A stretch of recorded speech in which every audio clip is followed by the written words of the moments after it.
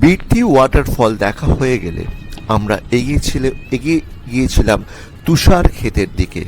তুষার ক্ষেত কথাটা বোঝা গেল না তো? তিব্বতী ভাষায় মুন অর্থ তুষারকণা, পিয়ারি হচ্ছে ক্ষেত, দুয়ে মিলে মুন পিয়ারি। তারই অপভ্রংশে মুন্সিয়ারি। মুন্সিয়ারিতে মোট আমরা দুদিন ছিলাম। প্রথম দিন মুন্সিয়ারি পৌঁছাতে পৌঁছাতে আমাদের বিকেল হয়ে গেছিল। তারপর দিন সকালবেলা সূর্যোদয় দেখার পর আমরা প্রথমে গেছিলাম নন্দা দেবী টেম্পল, তারপরে ট্রাইবাল মিউজিয়াম। মুন্সিয়ারিতে পৌঁছানোর অনেকগুলো রাস্তাই আছে। আমরা তো পুরো ট্যুরটাই গাড়িতে করেছি, তার ফলে আমাদের পৌঁছানোর কোনো অসুবিধা হয়নি। তবে সবথেকে সহজ রাস্তা, যদি কেউ একদিন বা দুদিনের জন্য মুন্সিয়ারি যেতে চায়, তাহলে হলদিয়ানি থেকে বাসে বা গাড়ি রিজার্ভ করেও এখানে যাওয়া যায়। হলদিয়ানি থেকে যে কোনো রকমের গাড়ি রিজার্ভ করলে তো সহজেই পৌঁছানো যায়। আর কেউ যদি বাসে আসতে চান, তাহলে সকালবেলায় 5:30 6টা নাগাদ একটি বাস ওখান থেকে রওনা হয় এবং বিকালে এসে মুন্সিয়ারিতে পৌঁছায়। আবার পরের দিনও একই সময় 5:30 নাগাদ এখান থেকে একটি বাস হলদিয়ানির উদ্দেশ্যে রওনা হয়ে যায়।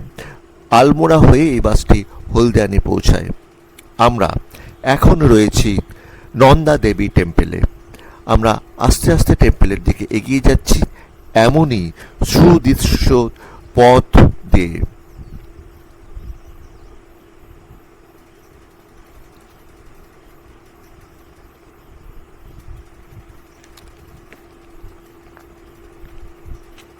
চারিপাশে একই রকমের পাহাড়ি নিস্তব্ধতা আর এমনই সুন্দর সুদৃশ্য পথ বেয়ে বেয়ে নন্দা দেবী টেম্পলের উদ্দেশ্যে। আমরা গোটা উত্তরাখণ্ডেই অনেক জায়গাতেই সিংহবাহিনী দুর্গা দেবীর মন্দির দেখেছি। আমাদের দুর্গাপুজোর পরেই যেমন জগদ্ধাত্রী মাতার আগমন হয়, এই সিংহবাহিনী দুর্গা অনেকটা ঠিকই তেমনই।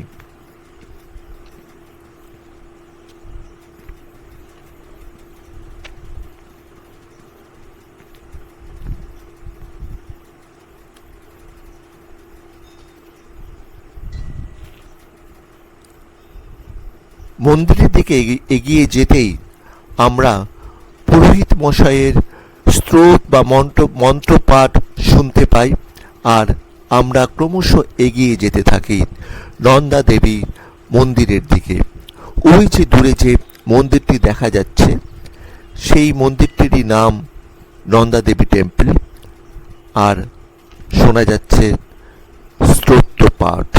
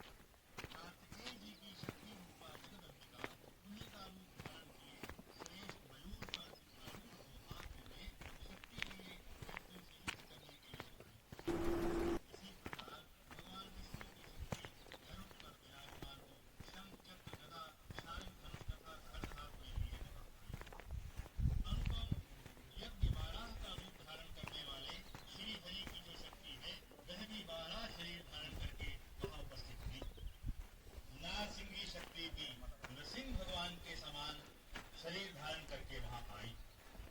उसकी गर्दन के बालों के झटके से आकाश के तारे बिखरने लगे।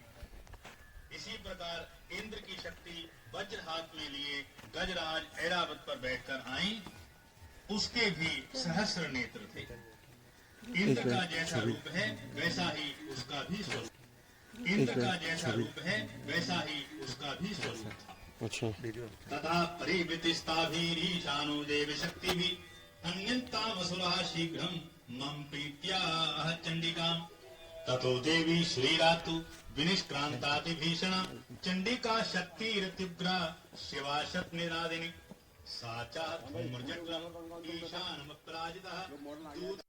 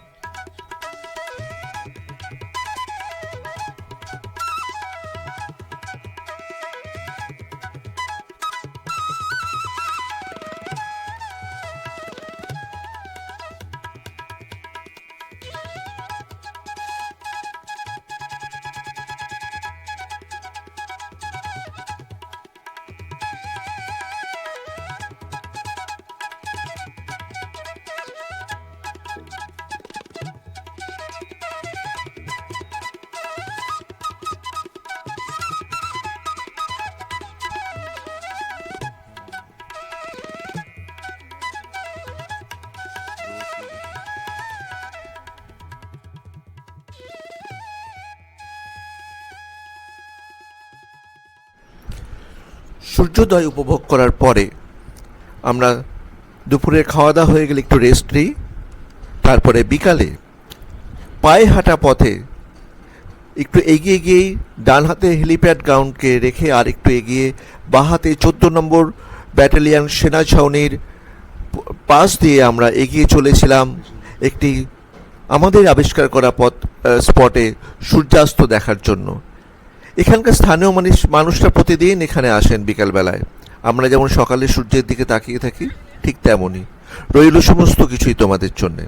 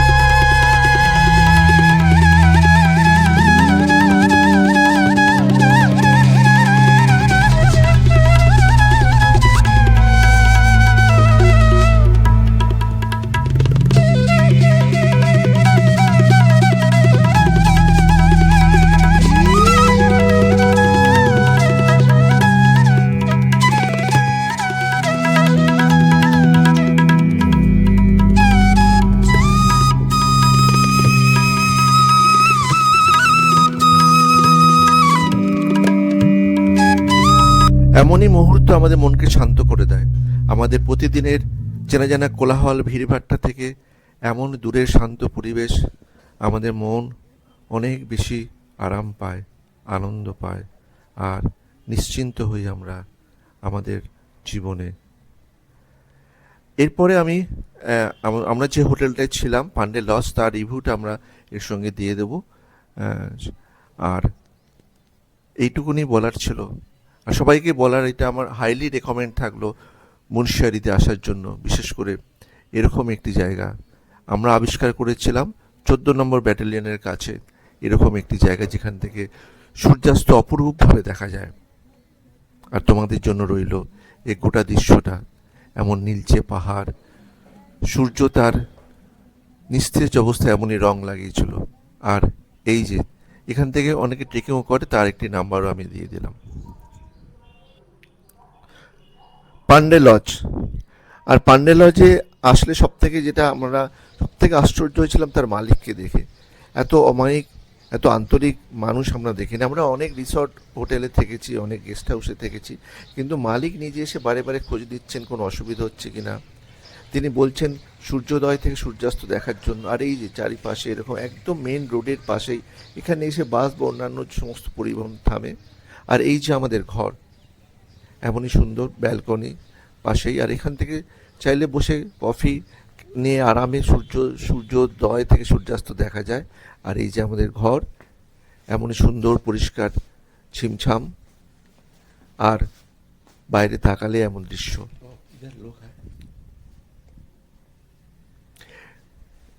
বেসিন, বেসিন পেরিয়ে ওয়াশরুম।